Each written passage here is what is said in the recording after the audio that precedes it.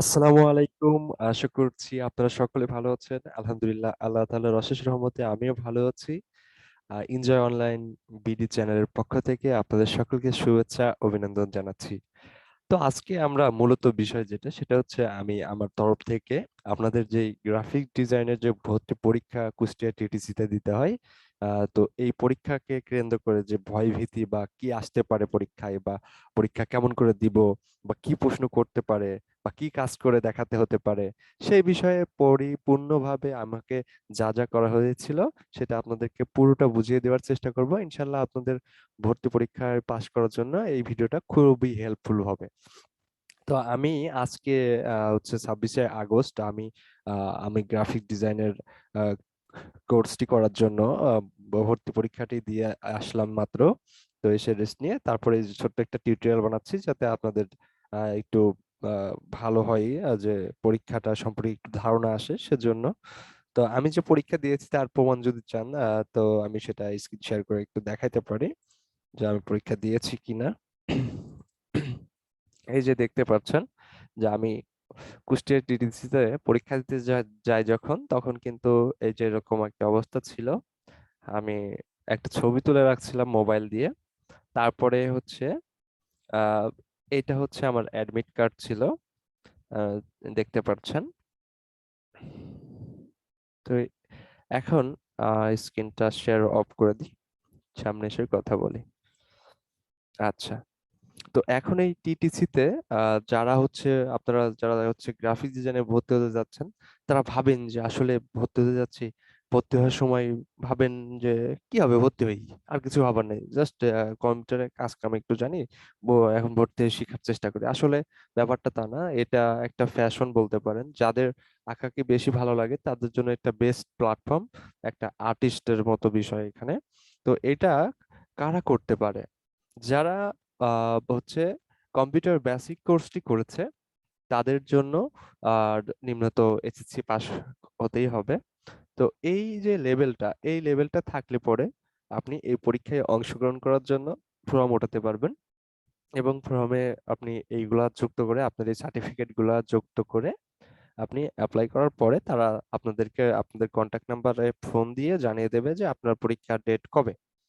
তো এখন আপনার যখন ফোন দিয়ে জানিয়ে দেবে, তারপরে সেই ডেটে যখন আমার মতো, যেমন আমি আজকে 1 সপ্তাহ আগে আমাকে ফোন দিয়ে জানানো হয়েছে যে তো আপনার 26 তারিখে পরীক্ষা 9টায়, আপনারা 9টার সময় এখানে রেডি হয়ে চলে আসবেন। তো আমি সকাল সকাল একটু উঠলাম, অত সকাল উঠি না, তারপরে উঠলাম পরীক্ষার জন্য। যেহেতু ভর্তি পরীক্ষা, মনের ভিতরে একটু ভয় ভয় কাজ করছে যে কি হবে না হবে, যা একটু আগে আগে যাই। তো আগে আগে যেয়ে আমি টিডিসি তে গেলাম, যাওয়ার পরে এখন যা দেখলাম, আমি 9টার সময় বাড়ি থেকে বেরোচ্ছি। বাড়ি থেকে 9টার সময় বের হয়ে ওখানে 9:30টায় পৌঁছেছি, বাইক নিয়ে যেহেতু গিয়েছিলাম। আমার বাসা মিরপুরে। তো ওখানে পৌঁছানোর পরে আপনার মোটামুটি 50-60 জন স্টুডেন্টের একটা সিরিয়াল আছে তাদের কাছে। এই যে এই ফর্দটা আছে, দেখতে পাচ্ছেন। তো এইটা নিয়ে একজন হাতে দাঁড়ায় আছে, যে তার নাম বললে তাকে এটা দিয়ে দিচ্ছে, তাকে এটা দিয়ে দিচ্ছে। কিন্তু আমাকে ফোন করে বলা হয়েছে যে আপনার যেই সার্টিফিকেটটা দিয়েছেন কম্পিউটার, যেই আমার সার্টিফিকেটটা ছিল কম্পিউটার বেসিকের, তো সেই সার্টিফিকেটটা নিয়ে আসবেন, তাহলেই হবে, আর কিছু লাগবে না। তারপরে আমি অরিজিনাল সমস্ত কাগজপাতি, ভোটার আইডি কার্ড সব নিয়ে গেছি, যাতে কোনো সমস্যা হলে সবগুলাই আমি দেখাইতে পারি। তো কোনো কিছুই দেখানোর প্রয়োজন হয় না, জাস্ট আমারটা সামনেই ছিল। আমি বললাম যে জয়নাল নামে এটা আমার, আমাকে দেন, দিয়ে দিল। তারপরে আমি এটা নিয়ে অপেক্ষা করছি। এখন বিষয়টা হচ্ছে হয়েছে কি, আহ 10টা বেজে গেছে, অথচ পরীক্ষা শুরু হয় না কুষ্টিয়া টিটিসি তে। এটা একটা খারাপ দিক। 10 জন 10 জন করে পরীক্ষা নিচ্ছে, ঠিক আছে। আহ 10 জন ঢোকায় নিচ্ছে গেট দিয়ে। এই যে আপনারা বা স্ক্রিনটা শেয়ার করে দেখাই আমরা, এই যে এখানে এরকম 10 জন করে কিন্তু ঢোকাই নিচ্ছে, হ্যাঁ। 10 জন করে এখান থেকে দাঁড়ায় থাকছে, 10 জন করে ঢোকাই নিচ্ছে। তারপরে আবার আধা ঘন্টা পরে আবার 10 জন নিচ্ছে। তো এরকম করে ঢোকায় নেওয়ার পর আমরা, আমার যেহেতু সিরিয়াল হচ্ছে 36, তো বেশ সময়, ঘন্টা দুয়েকের কাছাকাছি প্রায় দাঁড়াই থাকার পর যখন বেলা 11:30টার মতো বাজে, তখন 11:30 বা 12টা কি আমার শিওর না, তবে 1.5 ঘন্টা 2 ঘন্টা সময় লাগছে তারপর 10টা শুরু হওয়ার পর। তো তারপর আমি হচ্ছে আহ, ঢুকে যাই এবং সব স্টুডেন্ট আর অনেকে আসে নাই, তারপরেও সবাই ঢুকে গেছে। ঢুকে যাওয়ার পরে এখান থেকে সিঁড়ি দিয়ে উঠে এই একতলা, এটা তো একতলা, এই দ্বিতীয় তলা, এই তৃতীয় তলায় যেতে হবে। এই তৃতীয় তলায় গেলে এদিক দিয়ে আবার তখন উঠে এদিক দিয়ে ভিতরে চলে যেতে হবে। ভিতরে চলে গেলে এখানে গ্রাফিক্স ডিজাইনের যে রুমটা আছে, সেই রুমটার সেই রুমটার মধ্যে স্যাররা আছেন বেশ 5-6 জন মতো। তো সেই স্যাররা পরীক্ষা নিচ্ছেন স্টুডেন্টদের, এক এক করে সিরিয়াল করে রোল ধরে ডেকে পরীক্ষা নিচ্ছে। তো আমিও একটু অপেক্ষা করলাম, ওখানে যেও একটু দাঁড়ায় থাকতে হয়। উপরে ওঠার পরেও ওখানে একজন একজন করে ঢুকছে পরীক্ষা নিয়ে, তারপরে বের হচ্ছে। তা আমিও একটু অপেক্ষা করে তারপর আমার যখন সিরিয়ালটা আসলো, তখন আমিও কিন্তু আবার ওখানে ঢুকলাম। ঢুকে একটা সালাম দিলাম লম্বা করে। লম্বা করে সালাম দেওয়ার পর সবাই একটু সালামের উত্তরটা নিল। তারপরে আমার আমার হাতে আবার হেলমেট ছিল এবং গাড়ির কিছু কাগজপত্র ছিল। আমার একটু বউকে বললো, "ওই, গাড়ির কাগজ আর হেলমেট এখানে কেন? বাইরে রেখে আসুন।" আমি আবার দ্রুত ভুলবশত নিয়ে গেছিলাম, তো তাই আবার আহ, দরজার বাইরে রেখে দিলাম। রেখে দিয়ে হচ্ছে আবার ভিতরে যেয়ে পরীক্ষায় বসলাম। তো বসার পর ওনারা আমাকে বললো, "তোমার নাম কি, কোথায় থাকো?" তখন আমি বললাম যে আমার নাম মোহাম্মদ জয়নুল আবেদিন, আমি খন্দকবাড়িয়া মিরপুর কুষ্টিয়া থেকে আসছি। আমি হচ্ছে ফার্স্টে এসইও নিয়ে কাজ করছি এবং ফেসবুক ডিজিটাল মার্কেটিং নিয়ে কাজ করছি এবং কিছু কিছু অনলাইন প্ল্যাটফর্মে কাজ করছি। বর্তমানে ইথিক্যাল হ্যাকিং কোর্সটাই এনরোল করে আহ, এটা এখন রানিং এ আছি। আর মিরপুর সাব রেজিস্ট্রার অফিসে কম্পিউটার অপারেটর হিসাবে, দলিল লেখক হিসেবে দায়িত্বে বা কর্মরত আছি। তো এইটা শোনার পরে তিনি আমাকে আরো যে কয়েকজন স্যার ছিল তাদের মধ্যে যেটা একজন সিনিয়র স্যার আছেন আর কি, তো সিনিয়র স্যার বলতেছে, "আপনার তো অনেক এক্সপিরিয়েন্স, তাহলে আহ, আপনি হচ্ছে ইয়ে করেন, আপনি আমাকে এই যে পুরো একটা পেজ দেখাইছে, এই যে এরকম ধরেন একটা পেজ, এরকম একটা পেজ বাংলাতে লেখা, যে এই লাইনটা লিখে দেখাও, এই লাইনটা পুরোটা লিখে লিখে দেখাতে হবে বাংলাতে, হ্যাঁ?" তো কিরকম, আমি একটু স্ক্রিন তো যেহেতু শেয়ার করাই আছে, আমি একটা ওয়ার্ড ওপেন করে নিয়ে দেখাই। এই যে এরকম একটা ওয়ার্ড ওপেন করাই থাকবে, ঠিক আছে? আমাকে যেরকম যেরকম করানো হয়েছে আপনাদেরকে সেরকম সেরকম দেখাই দিচ্ছি, ভয়ের কোনো কারণ নাই।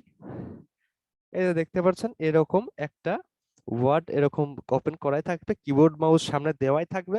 আপনাকে জাস্ট বলবে যে এটা দেখাই, বা এরকম একটা কাগজ দেখায়, বা ওনার মনে যা আসে সেটা আপনাকে দেখাই বলবে যে এটা টাইপিং করো। এখানে কি লেখা? এখানে লেখা হচ্ছে টিটিসি। আচ্ছা, সরি, টিটিসি। হ্যাঁ, এখন এই যে এটুকু লিখে দেখাইতে হবে। এখন আপনি যদি কম্পিউটার কোর্স করেন, বেসিক কোর্সটা করেন, তাহলে অবশ্যই আপনার এটুকু লিখতে খুব কষ্ট হবে না। সবকিছু করাই থাকবে, জাস্ট এরকম ওপেন এরকম থাকবে। এই যে এরকম থাকবে, পুরো পেজটা ব্ল্যাঙ্ক সাদা হয়ে থাকবে। আপনার কি করতে হবে, জাস্ট এখানে ওই লেখাটা উনি লিখতে বলছে, যেটা লিখতে বলছে সেটা আপনাকে লিখতে হবে, লিখে দেখাতে হবে। আর আপনার অন্য বিষয়ে ধরতে পারেন যে কেউ স্যার বলতে পারে অনেকের, যারা স্টুডেন্ট কাছ থেকে আমি শুনছি আর কি, অনেকে বলতেছে যে আমার নাম আর ঠিকানা লিখতে বলছে। তা যদি আপনাকে আপনার নাম ঠিকানা লিখতে বলেন, ঠিক এরকম ভাবে লিখে দিবেন। আমি লিখে দেওয়ার দেখানোর চেষ্টা করছি। আচ্ছা, তো এই যে এখানে আবার একটা বিষয় কি, এই যে দেখতে পাচ্ছেন বিজয় 52, বিজয় 52টার নিচে আবার অনেক সময় এটা, এই চিহ্নটা থাকলে মনে করতে হবে যে আপনার বিজয় ইংলিশ করা আছে, বাংলা করে নিতে হবে, হ্যাঁ? বাংলা করে নিতে হবে বিজয়, হচ্ছে বিজয় ক্লাসিক্সটা সিলেক্ট করে দিতে হবে ওয়ার্ডে লেখার জন্য। এটা একটা তো এটা সিলেক্ট করে নিতে হবে। যদি সিলেক্ট না করা থাকে, এখন দেখেন কালারটা অন্যরকম হয়ে গেছে এবং আহ বিজয় ক্লাসিক সিলেক্ট করা আছে। তো এখন এখানে আসার পরে আপনি যদি লিখতে বলে যে আপনার নাম এবং ঠিকানা লেখেন, বা আপনার সম্পর্কে লেখেন, তখন আপনি আমার মতো লিখলেন যে আহ, নাম, তাই তো? নাম, এই যে নামের জায়গায় ইয়া মুটে যাচ্ছে, এটা হচ্ছে ফরম্যাটিং সমস্যা, এটা কোনো সমস্যা না, আপনারা ভয় পাবেন না। নাম মোহাম্মদ জয়নাল, আমি আমার নামে লিখছি, আবেদিন। গ্রাম, এই সরি, গ্রাম আচ্ছা, গ্রাম এখানে একটা ক্লোন হবে।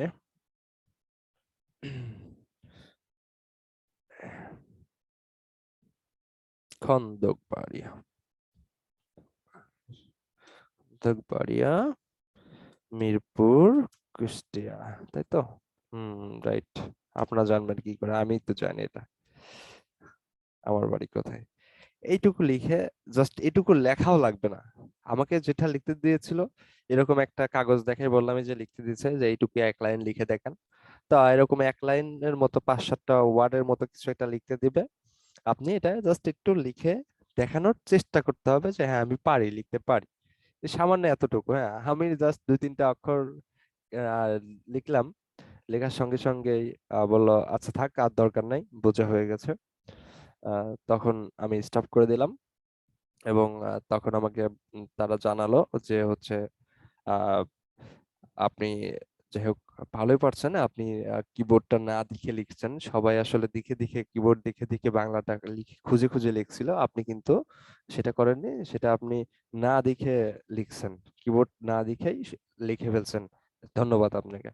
তো এটা বলার পর আমার একটু ভালো লাগলো যে আসলে আমার একটু প্রশংসা করলো যে আমি আহ, না দেখে লিখলাম। আসলে আমার প্র্যাকটিসটা আমি যখন এই যে মিরপুর সাব রেজিস্ট্রি অফিসে কাজ করি, তো এরকম ওখানে বাংলা লেখালেখির কাজ হয়, তো সেজন্য লিখতে লিখতে আমার এখন না দেখে লেখার অভ্যাস হয়ে গেছে। আমি না দেখে লিখতেই অভ্যস্ত, দেখে লিখতেই পারি না বলা যায়। সেজন্য আমার জন্য একটা প্লাস পয়েন্ট হয়েছে। ইনশাল্লাহ সমস্যা হবে না। আহ, আহ, আমার আমার সাথে যদি মানে আপনাদের তারপরও যদি আরো কিছু জানার থাকে এই বিষয়ে, তাহলে আমাকে একটু ফোন করবেন। আমি আমার ফোন নাম্বার না দিলেও আমি হচ্ছে এখানে মেসেঞ্জারের আমার যে ফেসবুক অ্যাকাউন্টটা আছে, আমি আপনাদেরকে সেই ফেসবুক অ্যাকাউন্টের লিংকটা ডেসক্রিপশন বোর্ডে দিয়ে দেবো। ওখানে রিকোয়েস্ট পাঠিয়ে আমাকে মেসেঞ্জারে নক করবেন, মেসেজ করবেন। আমি আপনাদের মেসেজে রিপ্লাই করব, বা আপনি মেসেঞ্জারে কল দিলেও আমি কল রিসিভ করে কথা বলবো ইনশাল্লাহ। আরো আমার ওখানকার স্যারেরও নাম্বার আছে আমার কাছে, তো স্যারের সঙ্গেও কন্ট্যাক্ট আছে আমার। আপনারা চাইলে স্যারের সাথেও কন্ট্যাক্ট করে দিতে পারবো ইনশাল্লাহ। অনলাইন এখন অনলাইন প্ল্যাটফর্মটা বেছে নিন এবং নিজের ভবিষ্যৎটা আগান অনেক দূরে। সেজন্য এই বেসিকটা করে এরকম গ্রাফিক ডিজাইন যারা করছেন তাদের জন্য দোয়া ও ভালোবাসা রইলো। আজকের ভিডিওটা আর বেশি দূর বাড়াবো না। আমার সঙ্গে যা যা হয়েছে এ পর্যন্ত আমি তাই তাই শেয়ার করলাম। ইনশাল্লাহ সামনে আরো যা হবে আপনাদের সাথে শেয়ার করার চেষ্টা করব। তাই অবশ্যই এই চ্যানেলটা যদি আপনি নতুন হয়ে থাকেন তাহলে একটা সাবস্ক্রাইব করে পাশে থাকার বেল আইকনটি বাজিয়ে দিবেন, যাতে এই যে একটা ভিডিও আপনি পেলেন, এই রিলেটেড আরেকটি ভিডিও যখনই আমি আপলোড করব তখনই যাতে আপনার কাছে নোটিফিকেশন যায়। সেজন্য অবশ্যই বেল আইকনটা অন করে রাখবেন সাবস্ক্রাইব করার পর। তো আজকের মতো আমি কথা আর বাড়াচ্ছি না, আমি আজকের মতো এখানেই ভিডিওটা শেষ করব। তো এখানেই বিদায় নিচ্ছি। সকলে ভালো থাকবেন, সুস্থ থাকবেন। আমার জন্য দোয়া রাখবেন, আমি যেন সামনে আরো ভালো ভিডিও আপনাদের উপহার দিতে পারি। আজকে এই পর্যন্তই। আল্লাহ হাফেজ। আসসালামু আলাইকুম রহমতুল্লাহি ওয়া বারাকাতুহু।